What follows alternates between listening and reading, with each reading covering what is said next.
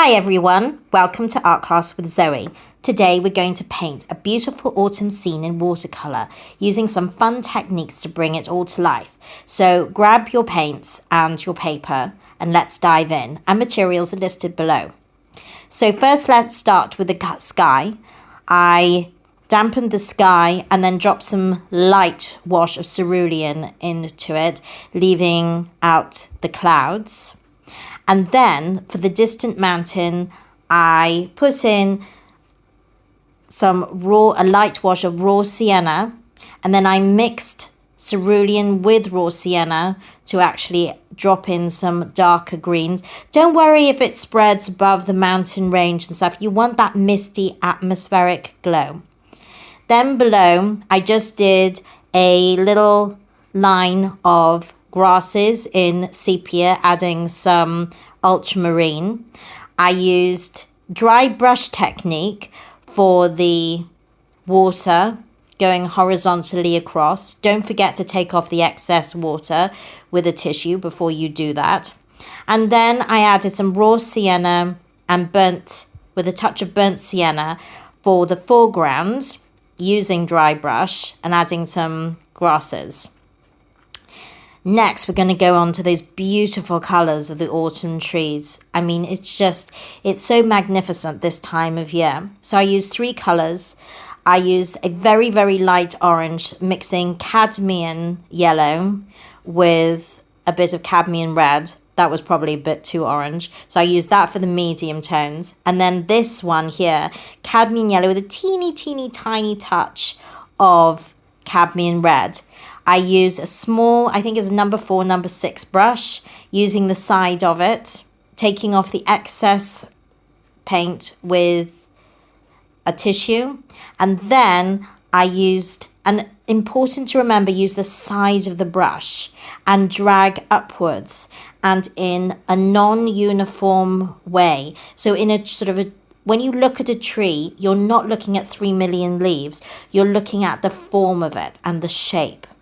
Then I went on to the medium tone, so added a little bit more cadmium red to the yellow for a stronger orange to get that really autumnal glow.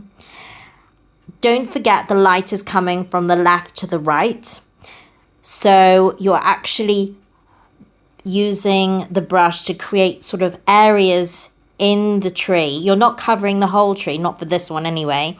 And you're just going to put on the deeper orange from the middle to the right. You're leaving the edge, the left side of the edge as where the light is actually hitting.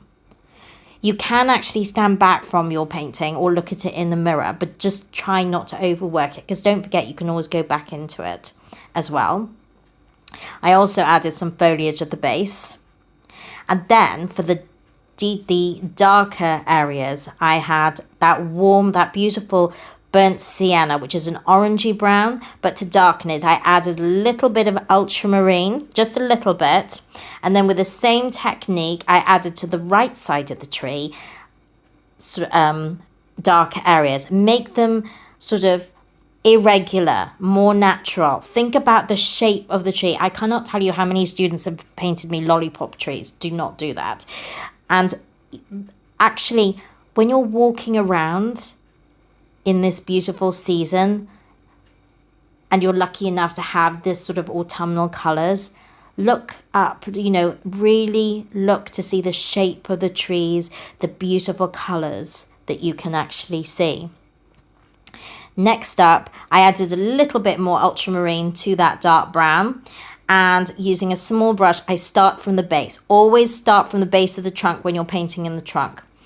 And so paint upwards.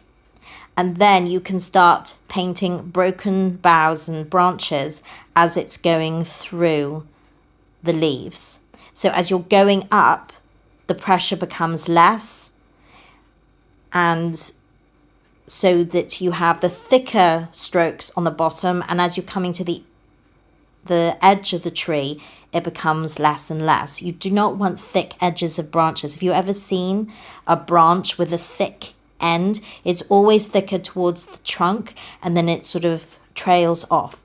If you're a little heavy-handed, then I would invest in a rigger brush or a very thin brush so that it will help you actually trail off the branches. And if they break or sort of go into nothingness, leave it alone, don't fiddle.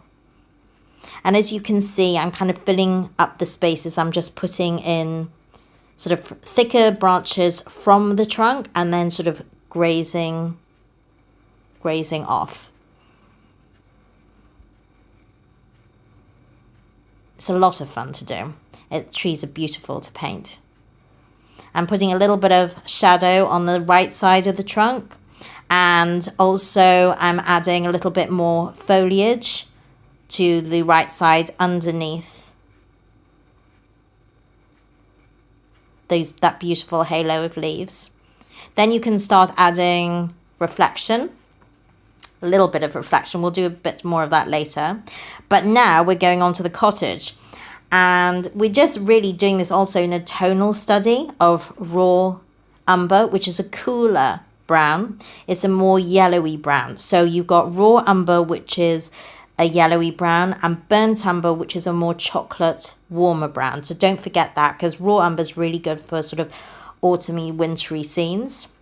You've got the light coming from the left to the right, so you can see that I've made the side darker tone on the right than the left, and I've just put that light, that shadow edge underneath the roof, and I've added a few more grasses to the foreground to give it that framework.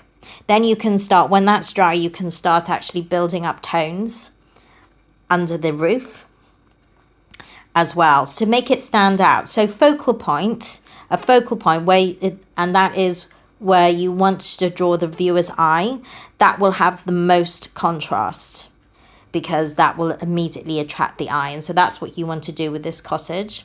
You can start adding in the windows and the doors or the little panes. You don't want to make them all the same tone, because glass will be in those panes and it has a reflective light to it. Then I added the pier and a bit of more dry brush stroke for reflection. I just did think that the mountain behind the background needed a little bit more depth, so I added a little bit more of that tonal green, but very, very, very light wash. And then I just added a sort of a third section to it of raw umber. Again, you can see it is lighter than what I have used in the cottage, just to create that distance behind. I put a bit of dry brush onto the roof to add a bit of texture.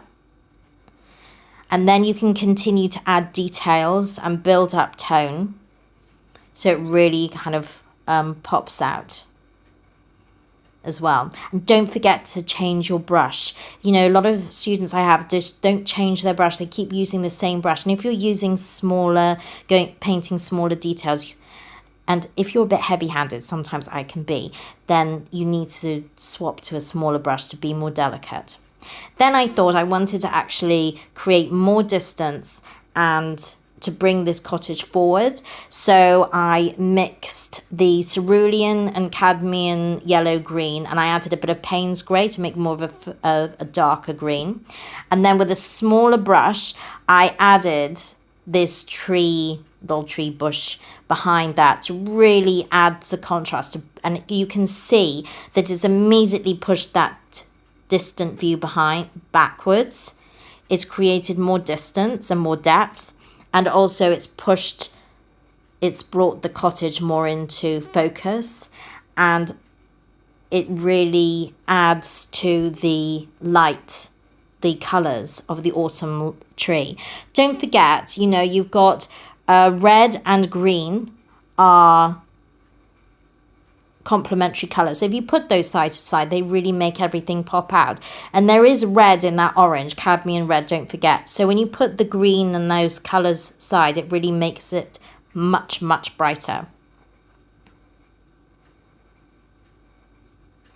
Next, I added some of that green to the foreground grasses. So you have that sort of it's not a uniformity, it's kind of bringing the painting together. So you've got the bush on the side, on either side of the cottage, and then the grasses. But don't forget, then they're not uniform, they're very naturally painted, so that, you know, you don't want it, it's not a topiary.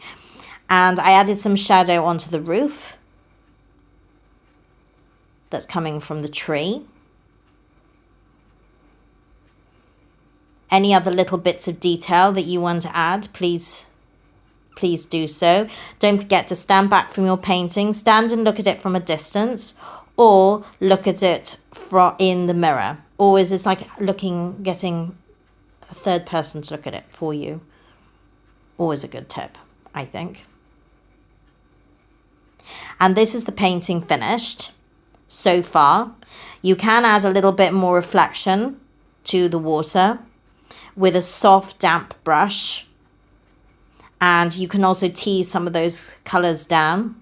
So you can add some more reds and oranges to get more reflection from the tree, which is really nice. And then if you can leave it like that, but if you do want to add a bit more texture and be a little bit more adventurous, you can cover the painting where you don't want sparkle, and then you can mix some opaque yellow with white, and then you can sprinkle it onto the tree. Now you can do that with the lighter colours or the darker colours. I did a bit of both, and it's actually quite exciting to do, but you can get some real texture with it through, and it's especially nice for autumn, the autumn leaves, as you can actually see here. If I can get a bit of light on it. And so I just added a little bit more, and then we have nearly finished. In fact, I think we have finished. So I hope that you enjoyed the painting the autumn scene. And if you want to subscribe to Art Class with Zoe, please hit the like button and follow.